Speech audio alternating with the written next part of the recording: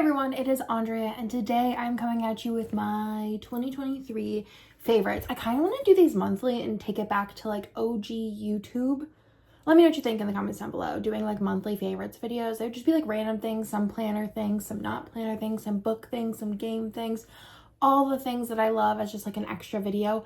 Let me know what you think, but let's go ahead and get started. I kind of stole this idea from both Kirsten and Candace Jess. I'll put both of their favorites of the year down below, but Kirsten did a video where she did her 23 favorites of 2023. Thought that was great. And then I also stole some prompts from Candace Jess's. So I do have 23 favorite items. I don't have any physically to show you, but I'll overlay some fun little clips for you.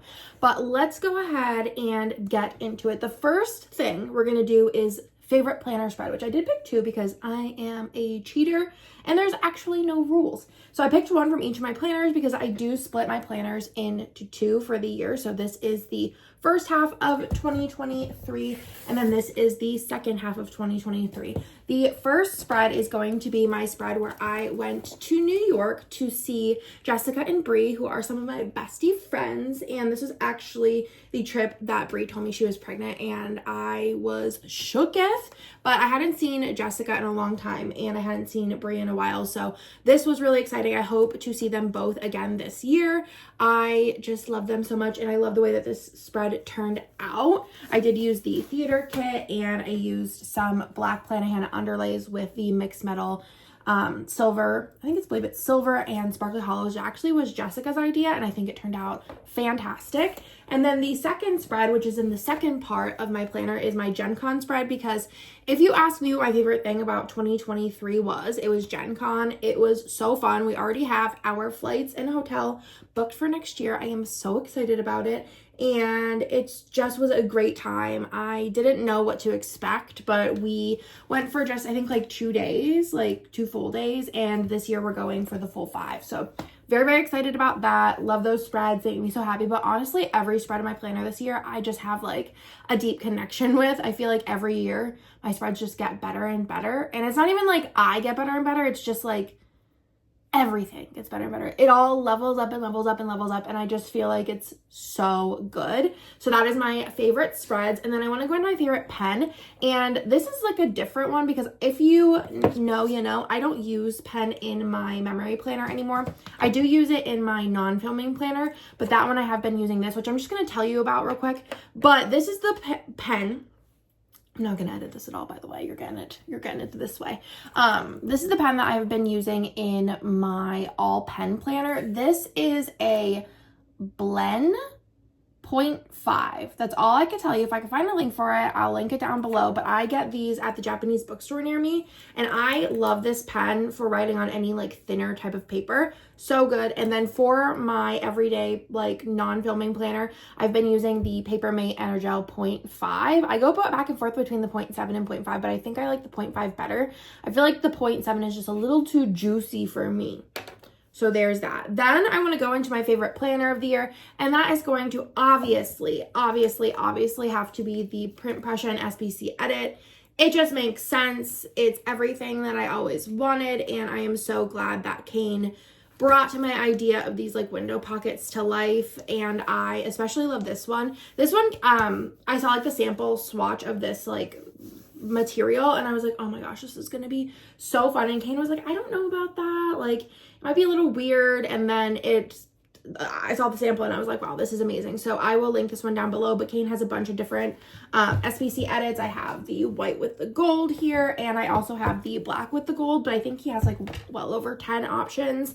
Another like other planner that I really love is the Aura Estelle Annie plans. I did put like vinyl on this and it worked out really well. So if you ever want to like cover these, I just feel like in my stack, it just didn't look right for the year because this year was very like black and white. And then next year I'm going very pastel. But this is the planner that I use every single week for writing my to-dos in that are work and some home related, mostly work related. And I used it all of 2023. My 2023 one is right here. She has been used and every week has stuff written in it. So it really aided me in my journey of becoming more organized in 2023, which was very helpful. Now we're going to talk about games. I have this put into a couple different categories down the 23 items. We have some like random ones at the end, but I have games, books, shows, movies, and songs, and then randoms. So for games, my favorite games, which I'm going to be doing like a whole like favorite games like video. Like I think we're going to do it together. It's our top 10 favorite games of the year. But this is going to be just kind of like if you don't watch those videos, this is going to be your little sneaky peek, which I think actually I have changed my mind on my ratings because I also did do a tier ranking. I will link the BG Girlies Instagram and YouTube channel down below in case you want to see more about games.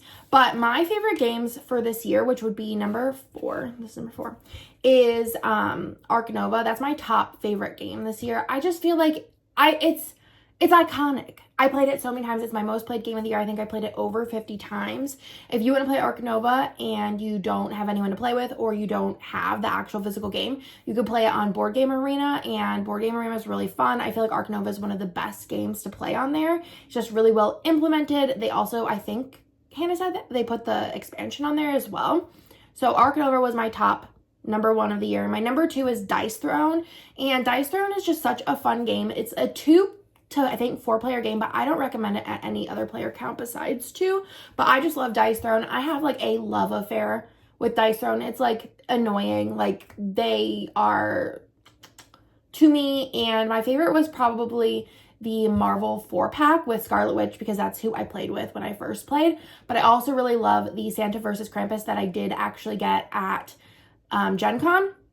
And they actually recognized us, which was really, really cool. It was probably my favorite part. I like literally walked away. And do you know I think it was Emma Chamberlain, whenever she met Jack, whatever his name is, she was like, oh, that was me. That was me over Dice Throne. And then my third favorite that I want to mention is going to be Terraforming Mars, which is another one that plays really great at 2. I think the more people you play it at, it's still like fun, but it's not as fun. I feel like you get more done with 2 people, but it's a banger game. It is a space kind of development game, and it's a really fun time. They also have a card game, a deck build, a card game, a dice game, and then they also have like expansions for almost all of those. So really fun game. I will link them all down below, but if you are interested in games, definitely check out BG Girlies because we are going on a year of posting on Instagram and we are posting more YouTube videos, which is very, very fun.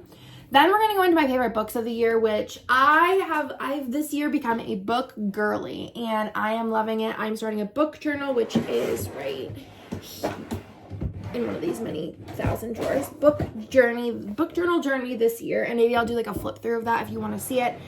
But I have been loving books. I went through a little bit of a slump in the beginning of the year because I was in like a book club, and I think book clubs are hard, and it was very like, I didn't like most of the books. So I feel like I was like 1 book a month I'm like dragging my feet on. Quit the book club, had like a dry spell of like 4 or 5 months where I didn't read. And then I was like back on it. I was like, I'm going to read these 50 books that I signed up for basically on Goodreads. If you don't have a Goodreads and you like reading, you need one. But I was like, I'm going to finish these.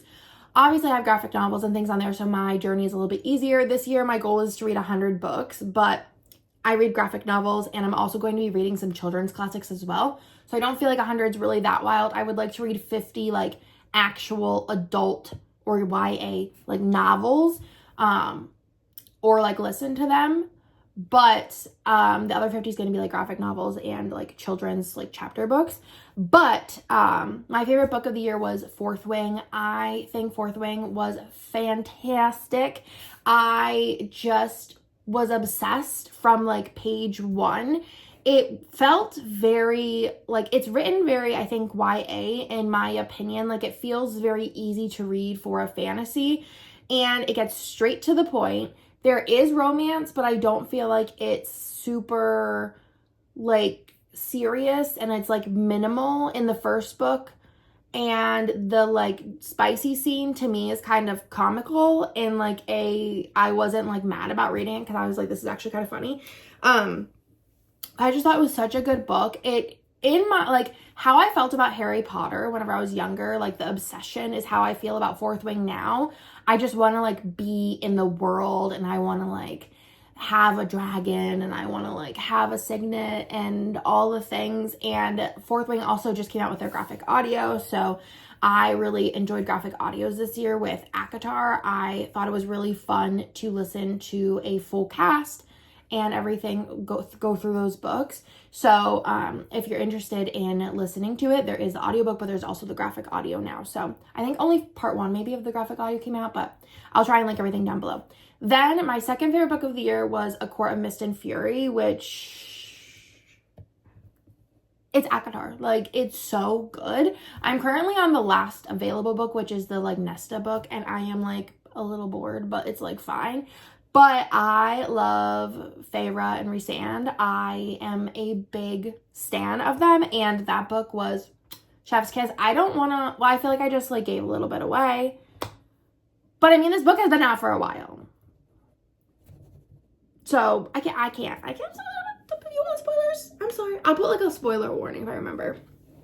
Then I wanted to end the little favorite books because I picked 3. I picked 3 for most categories besides, I think maybe shows, or maybe just the end that I picked more than 4. Shows, there was a lot of good shows. I will mention them all though. But the last one that I would mention is Heartstopper. I think this is my favorite graphic novel of the year. It is so cute. It makes me so like giddy and just like the butterflies in my tummy, and it's just the cutest little love story. And they're on book 5, and I just finished the 5th, and the 6th will be the last, which is the saddest thing to me. I literally gasped when I read that. I didn't know it because I don't like follow it like that like heavily, but it's just such a cute little story, and I love it. There's also a show on Netflix. I did start watching it, but I prefer the graphic novels for sure. Then we're going to get into shows. And shows was definitely very, very hard for me. Like, very, very, very hard. Because there's a lot of really good shows this year that I watched. And my top 3, though, the first one is going to be Beef. I loved Beef. I think it was funny and kind of like what's going to happen next. And I love Ali Wong, and I thought it was such like an underrated show. I didn't really hear anybody else talking about it, but Beef was a really, really good one. The next one is One Piece, and I am not like an anime girly, but I'm a fantasy girly, and I think even if you're not into anime, I think you need to watch the One Piece Netflix show. It was so good. The fantasy, the pirates, the like adventure, the comedy, the fight scenes, the characters, everything about it was so good. I'm actually reading the manga now because I am like so into One Piece. But like I said, even if you don't like anime, you need to try it. They're actually redoing the One Piece anime, and I am going to watch it because I am so obsessed with One Piece. Then is Queen Charlotte, and I don't think a Bridgerton show would ever really make it on my favorite things. But Queen Charlotte is like a different story. I have never felt emotions like I did when watching Queen Charlotte. And I really didn't expect it from like a Bridgerton show. Like I just didn't think it was going to happen. But it was like my Roman Empire for like 6 months thinking about Queen Charlotte and King George. It's all I thought about. And I would 100% put this into my top 10 shows of all time, and I would rewatch this show like a bazillion times. Like I think I might rewatch it yearly in February because it is one of my favorite love stories of all time. I was just obsessed with it. It broke my heart. It made me happy. I cried. I laughed. It was just so stinking good, and I just am in love with it. So there's that. And then the last one I'm going to mention that is in the top 3 is The Bear season 2. I love The Bear. I worked in restaurants, like low-key restaurants, like local ones. That was like my like high school and like college-ish time job. And it just feels like home. I love shows though that like they have like a plot, but it's like a loose plot. You're just kind of like following the journey. And I think The Bear, like I was stressed at times. I laughed at times. I cried at times. I loved Girls, the show. It was on HBO, and Desi is in it, like the character, and I love him. I think he's like a really underrated good actor. And then other shows that I just wanted to mention, but like they're not my top 3, but I just wanted to mention are Platonic. We just recently watched it, but it was a really good show. It had Seth Rogen and the lady from Bridesmaids. I don't remember what her name is, but it was really good. I really liked it. It was a comedy and like kind of like it was like a dramedy comedy. I don't know. And basically it's about two friends, like platonic friends, and kind of just like their antics. And I thought it was really fun. It was like kind of like being in love with your best friend. Not like, it's like a platonic love. And I just really liked that. And then also Loki. I really liked watching Loki. I didn't think I would, but I watched season 1 and 2 this year.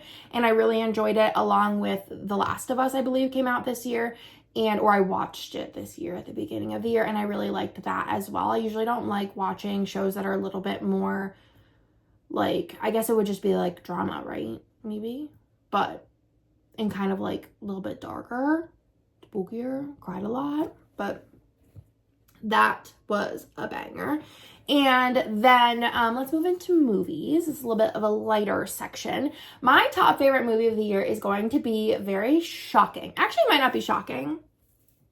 It might not be shocking, but Nick is like, it's not a movie. And I'm like, but it is a movie. I've watched it like 6 times. It is a movie and I'm obsessed with it.